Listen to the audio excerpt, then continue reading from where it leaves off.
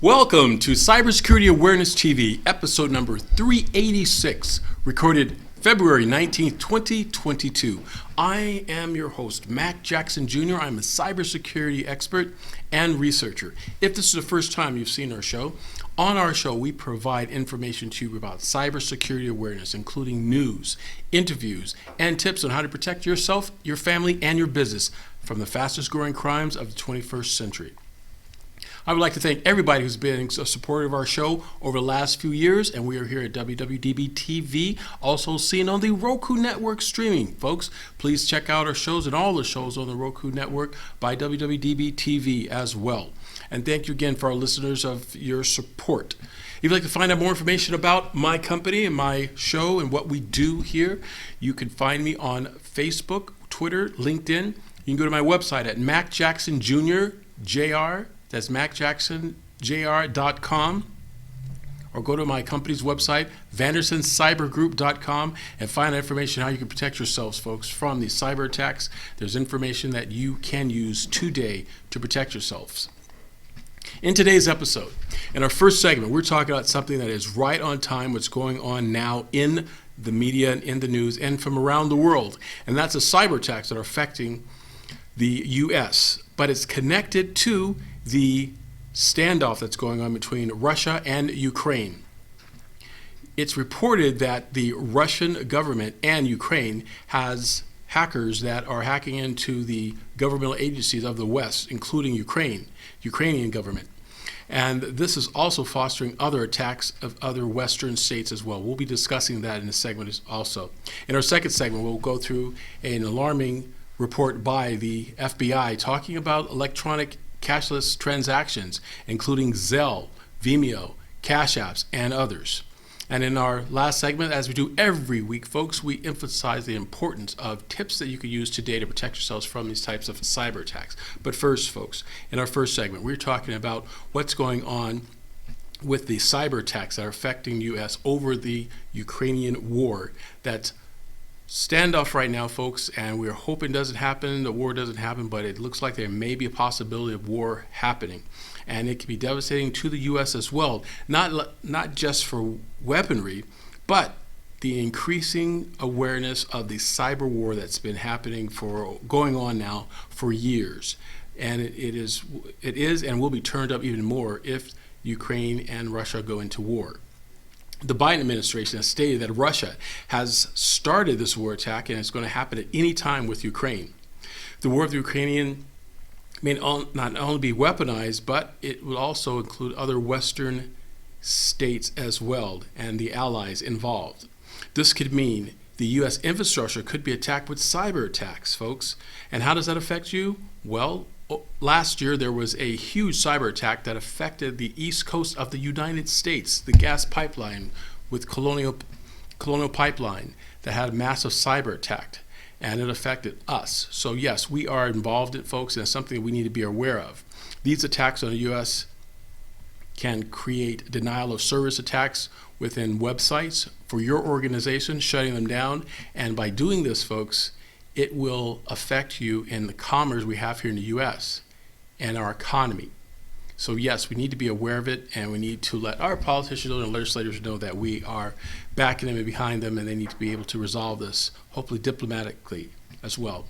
I have a clip here to show you, folks, from CBS News, from the former director of the CISA of the U.S. Homeland Security, Chris Krebs, to discuss these attacks with the U.S. and Russia. Here's a clip.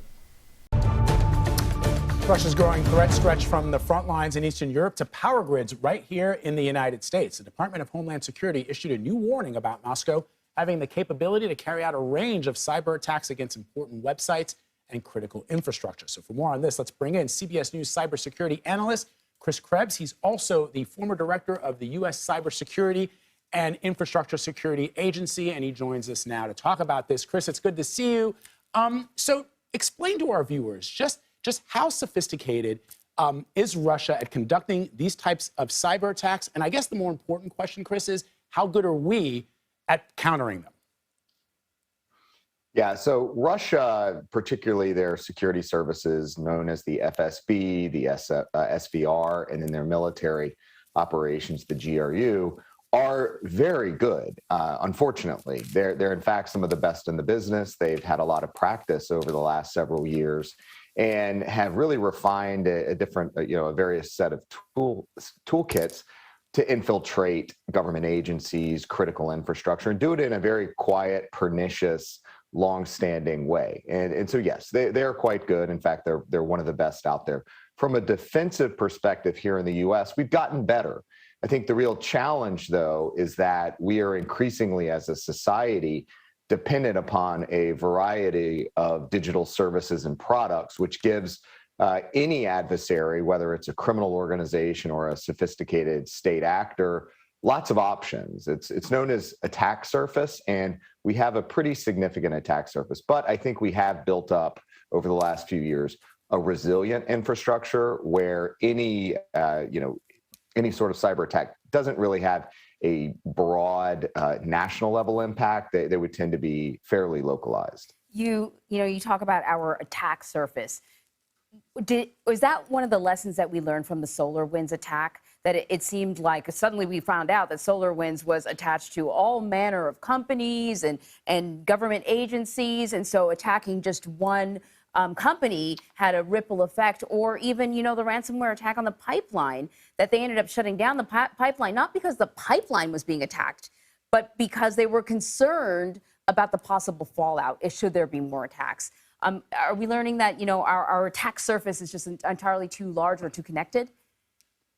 Well, I think that's part of it. I also think we learned a different lesson from SolarWinds, and that was that it's no longer the big banks or the defense industrial based companies or the government agencies that should be concerned about Russian or Chinese or Iranian cyber activity.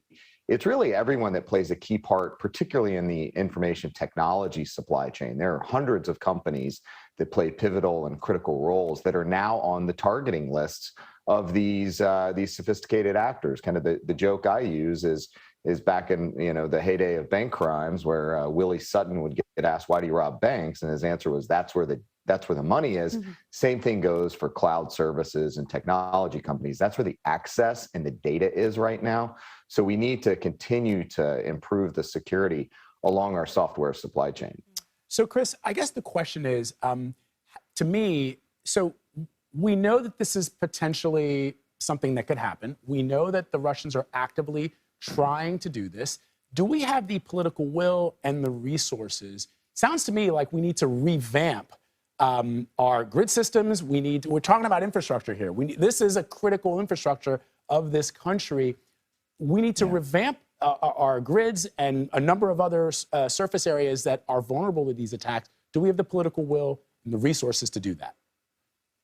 Well, I wouldn't over-rotate necessarily on the immediate risk to American critical infrastructure based on a non-zero chance that the Russians may go into Ukraine. I don't think that there's necessarily an American critical infrastructure targeting package in the first strike as the Russians may roll into Ukraine. But if we do levy significant sanctions upon them, or we otherwise get involved in a defensive response, I think that puts some different options on the table for the Russians. And they've spent quite some time, several years, in fact, really scoping out what matters here in the U.S. And to the earlier point, the Colonial Pipeline disruption last summer really showed what gets everyone's political attention here. So I think more broadly, though, you mentioned infrastructure package. You talk about the president going to Pittsburgh.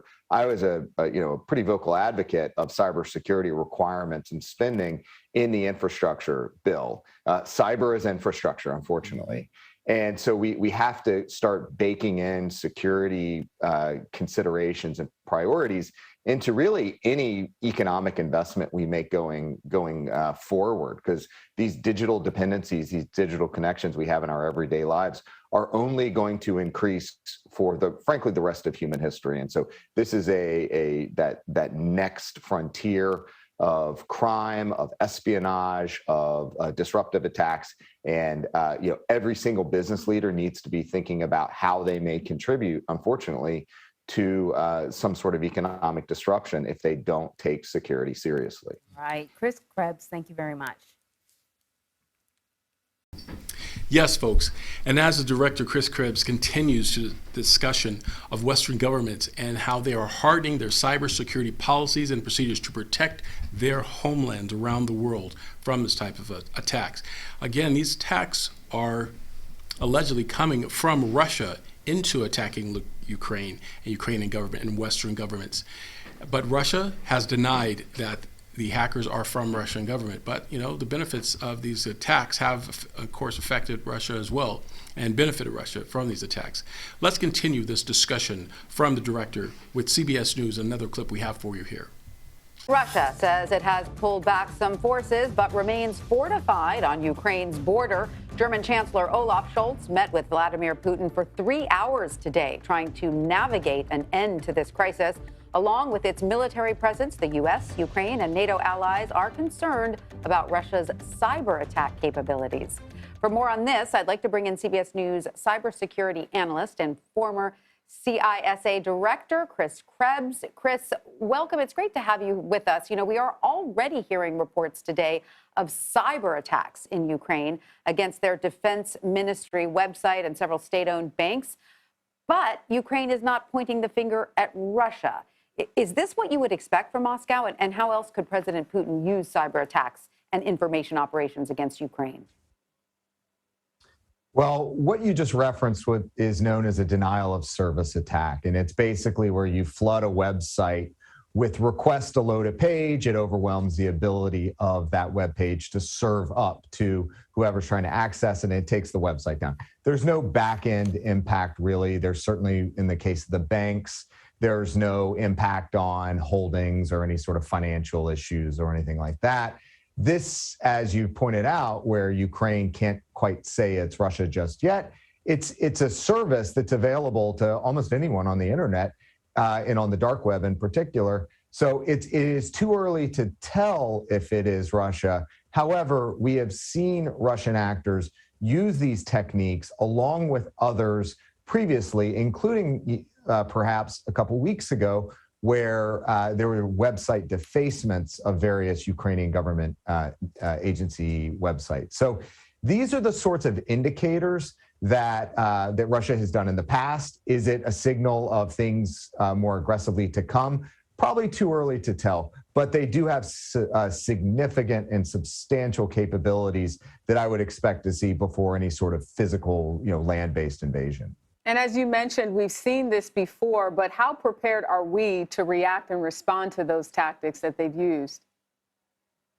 Well, the U.S., as well as other Western allies, have been providing cybersecurity support, both here in the U.S. with Cyber Command, as well as my former agency, CISA, has provided cybersecurity services over the last several years to help harden their agency and critical infrastructure networks, which would be presumably the first to get hit in any sort of Russian attack.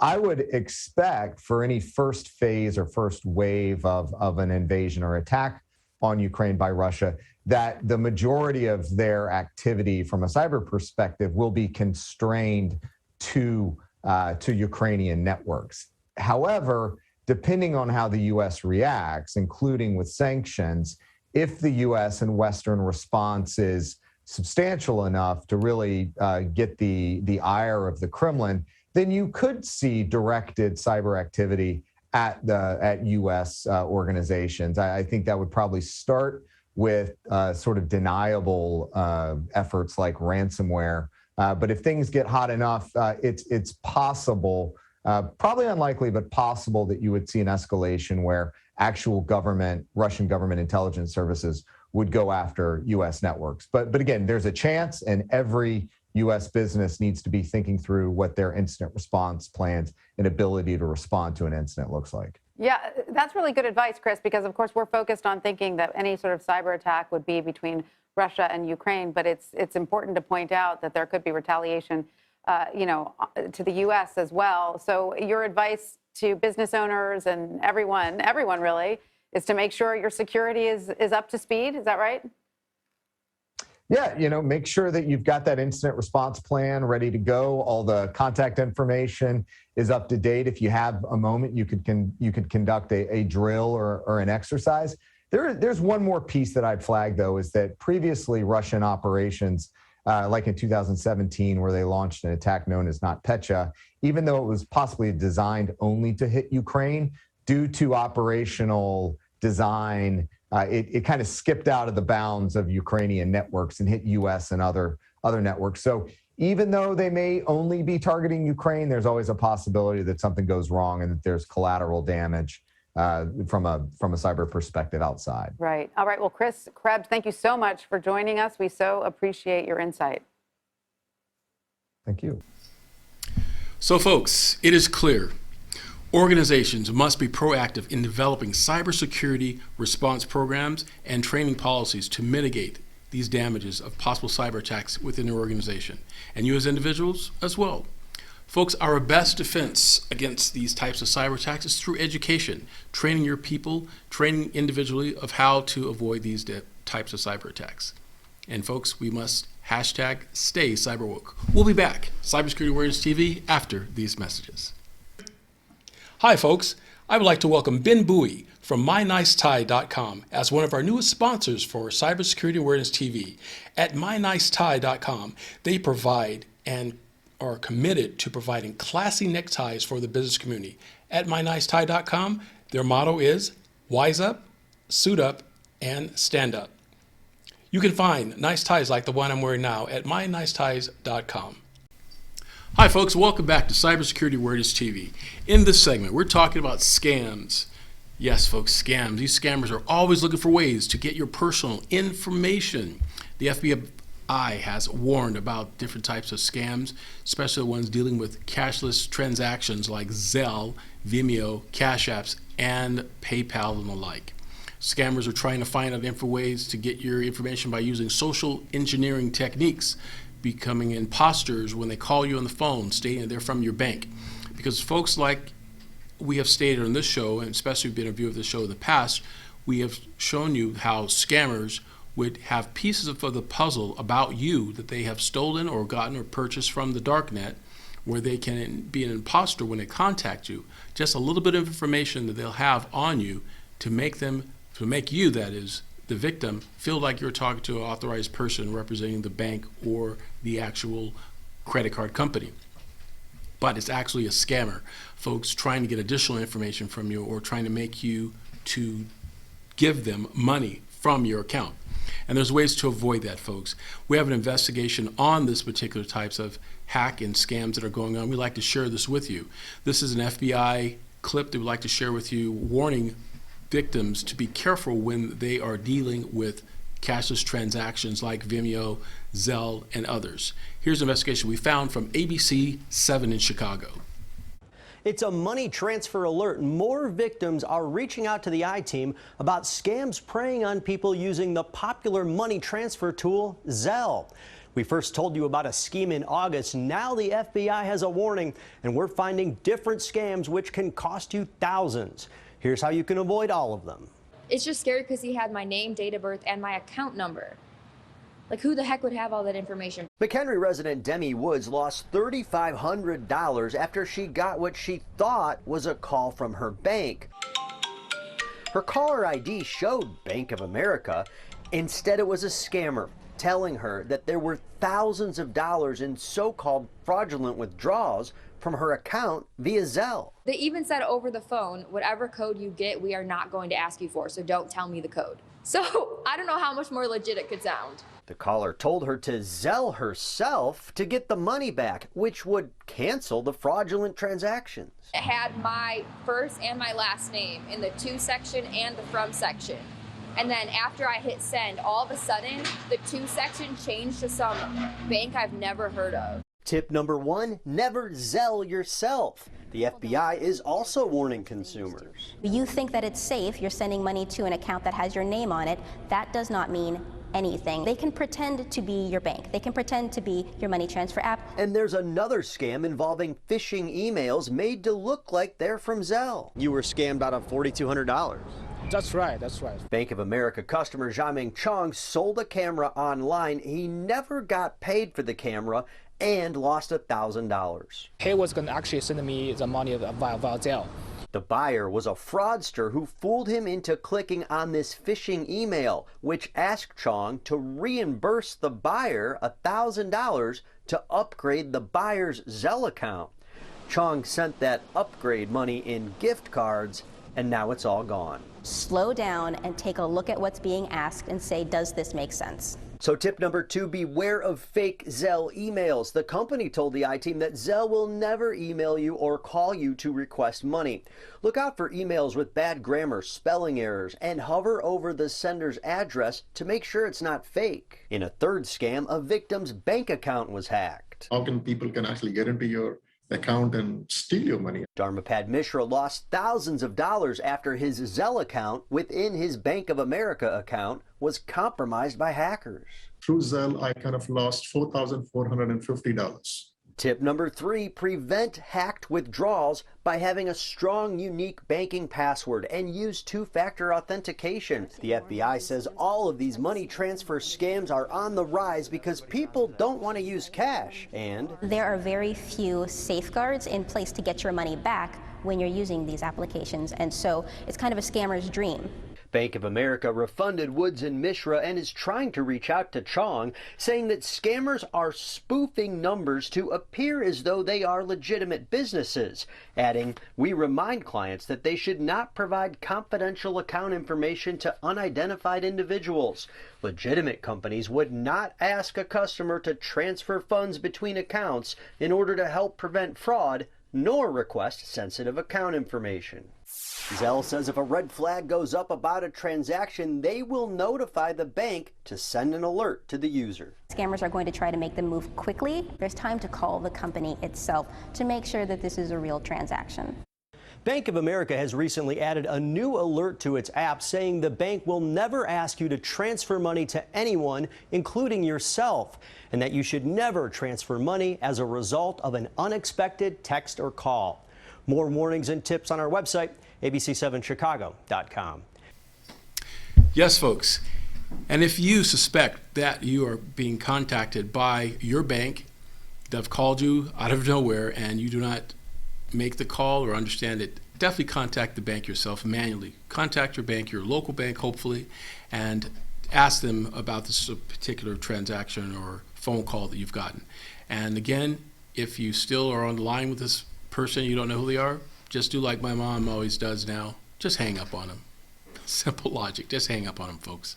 It's amazing how people are trying to use ways to get our personal information, and we must be vigilant and keep aware of these types of attacks. We'll be back, folks, here in Cybersecurity Awareness TV after these messages. You can help limit the damage from identity theft with some quick responses. Placing a fraud alert on your credit reports, filing a complaint with the FTC, and then filing a police report. Taking these steps will give you some important tools to deal with other problems that may come up, like charges you didn't authorize on your credit card, phone, or utility bills, like ATM withdrawals or debit card purchases you didn't approve, like getting a letter from the IRS saying someone has filed for a tax refund in your name. Keep records of your calls and copies of documents. If these problems do come up later, you'll have the necessary tools close at hand. For more tips and tools on dealing with identity theft, visit ftc.gov/ID theft. That's ftc.gov/ID theft.